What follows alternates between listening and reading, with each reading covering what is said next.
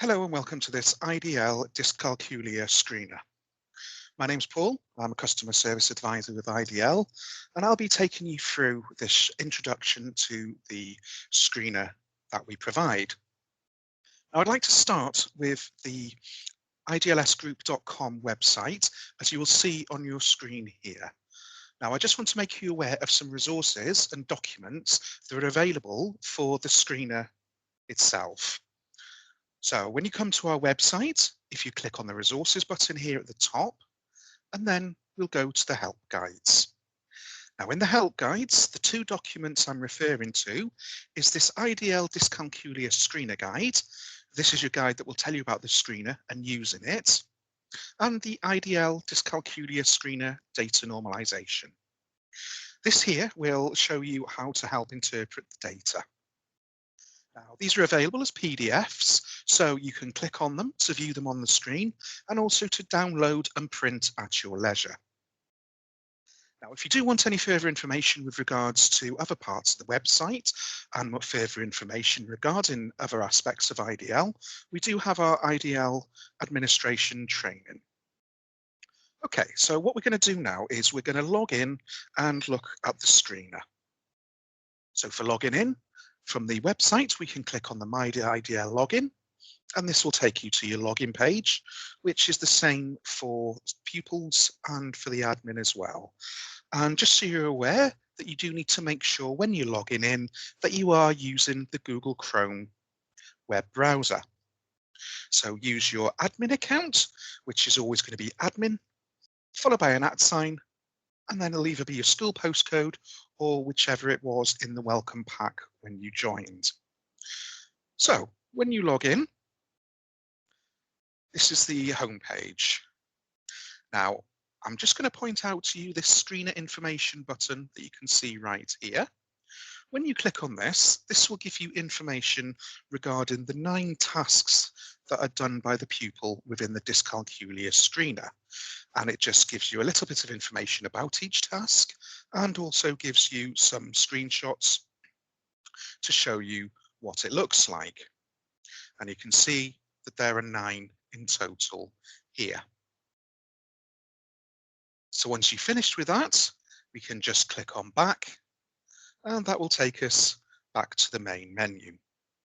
So what we'll do, I'll do a quick demonstration on how to add a single user only and how to add them to the Dyscalculia screener. So when you're in your people, make sure you're on the Manage People tab and click on New Person. Then this screen comes up, and this is all the information that you need to fill in for your pupil. So you put their first name, their surname, create a username, so that can either be first name followed by initial or surname, or first initial followed by surname. That's entirely up to yourself. Now, just to point out, you don't need to put the @ followed by the school postcode, as that's automatically done for you. Next step, create a simple password, enter their gender, the date of birth, and then select to what they're going to be enrolled into. Now, to do this, you just simply click on the box next to the option you want, or clicking up the top will do all 3. Once you've done all that, if you click Save, that will create a new pupil for you. So there, you've got the pupil added and enrolled into the numeracy screener. Now, what about if you already have a pupil on the system and wish to add them into the screener? So to do that, I'm just going to cancel here, and I'm going to go back to Manage People, and I'm going to search for a pupil. So I'm going to click into the box under last name, and I'm going to type the surname of our pupil. So this has brought us up our pupil. Then I'm now going to click into the Edit Pupil button, and I'm going to go to the second tab, which is Enrollments. So you can see here that the pupil is already enrolled into literacy and numeracy. So all I need to do, because it's just the screener I wish them to have access to as well, is I'm going to click the box next to numeracy screener, and I'm going to click Update. As you see here now, it tells you that the enrollments have been updated. So I can close that, Now, before I come out, I'm just going to quickly check that they actually have permission for the screener when they log in. And to do this, if you go across to the fourth tab, which says Buttons, and you just need to make sure that there is a tick next to Pupil Screener, as can be seen on the screen here. If there isn't, make sure to click on it and click Update. So you've got them now registered for the screener. There is one difference between the screener and literacy and numeracy. Unlike those, when you enroll a pupil onto the screener, it doesn't automatically set the test for them. So what you need to do is schedule a test. So to do that, we click onto Screener Progress. Then we would search for the student. And then we will click on the Progress in Screener button, which is the first green button here. Now you see now that there's no tests there, and you've just got the option that says Add a Test. So we click Add a Test. You can set a date if you want. I'm going to leave it to today, and then I'm going to click Save. Now it tells you your test has been added and is scheduled. So you see here now that the placement test is ready for the pupil to carry out. Okay, so that's now the test added, and the pupil can access it when they log in. Let's take a look at the screener test from a pupil perspective. So what I'm going to do now is I'm going to go home, I'm going to log out, and I'm going to log in as a pupil. And you'll notice again, I'm using the same login as I did, same login page as I did for the admin. Don't worry about this, this is just a message on Chrome. And you'll see here now that I have a pupil screener on my main menu. So one thing I'd like to advise is to ensure that when pupils are doing the screener test, that they have access to headphones. That way they can listen to the instructions and won't be disturbed by surrounding noise. Okay, let's click on the screener. See here, it comes up to the first task and it shows you a little screenshot. It has the instructions and it gives you the opportunity to listen to the instructions being read out. Now I'm not going to do that, so I'm going to click on Try Task 1. Now that then will take me to the task that I'm on. So when I click Start. In this task, you will see a dot on the screen. Click on the dot as quickly as you can. Keep clicking on the dot until the task is complete. So as you can see there, once I've clicked that, it will come up and give me the instructions for me to read in the speech bubble there, and it also reads it out as well. So once I'm ready, you click I'm ready, and now I will carry out the first task. So you see this one is to click on this red dot that is moving, and I have to do that 20 times. One more. Once it's done, I can click Next. Now I'm taken back to the Try Task 2 screen. And again, I've got a screenshot and click the green button to try Task 2. And I can read the instructions and listen to them if I want to here first as well. Now, another point I'd just like to note, when they come to the Try Task screen here, you'll see that they're able to leave the test and come back to it at a later time. So if they do that, they will come back here. And then when they click on Pupil Screener again, you see now they are back and ready at Task 2. So that's basically how the screener looks from a pupil login. What I'm going to do now is I'm going to go back into the admin page and I'm going to show you how to see the results and to understand them. So I'm going to go back to the home page, log out as the pupil, and I'm going to log back in on the admin account.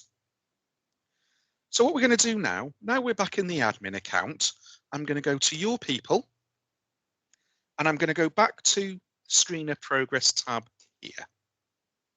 Now, one thing I did forget to mention is, with regards to the screener, we do advise if you set up groups such as classes or years, because when you're looking at the results of the screener, we advise you to be able to compare them with pupils of the same age. So you can either have it as year 5, 6, 7 or class ABC. It's entirely up to yourself, but it makes it easier when looking and comparing results. So what I'm going to do now is I'm going to select a group by clicking on the All Groups, and I'm going to select this Year 2 screener. So you can see here, these 4 pupils in this group have all already carried out a screener test. Now, when you look, you've got the overall score here at the end. Now you'll see that Bill Batts is highlighted yellow. Now you may be wondering, how come Bill Batts is highlighted yellow with 53% when Jessica Rabbit's at 53 and Buzz Lightyear is at 49? What this is, if a result is highlighted such as this, it means that in certain areas, when the test was carried out, the pupil is showing signs of dyscalculic tendencies. Now, if you hover over the box, it will show you the areas where there could be concern. Now, we can actually go into this deeper. So to do that, we're going back to the Progress and Screener button, which is the first green button at the end of the student's name here. And you'll see here now, you've got the completed placement test, and it tells you when it was, and you can also see all the percentages for their results. Now, we can also go into this further to look at the results in more detail. And to do that, you click into the test box, and it will come up with all the results. As you see at the top here, you have an option to export this to an Excel spreadsheet. So you can make a note of it. If you want to make reports or anything, you can do that as well. So you see here, the way it's set up, it will show you the question number, the iteration of that number, time taken, and then these are used in other tasks as you go down. And then you have a column which will give you a green tick for correct or a red cross for incorrect. So as you can see here for the first one, it'll have the 20 times it was carried out, and they will all be ticked because there is no right or wrong answer for this. Now, when you go on to the second task, which is comparing numbers with standard patterns and then with random dot patterns, you'll be able to see with the attempts whether they got it right or wrong. And then that carries on with the tasks till you get to task number 9 at the end here. So that's the results.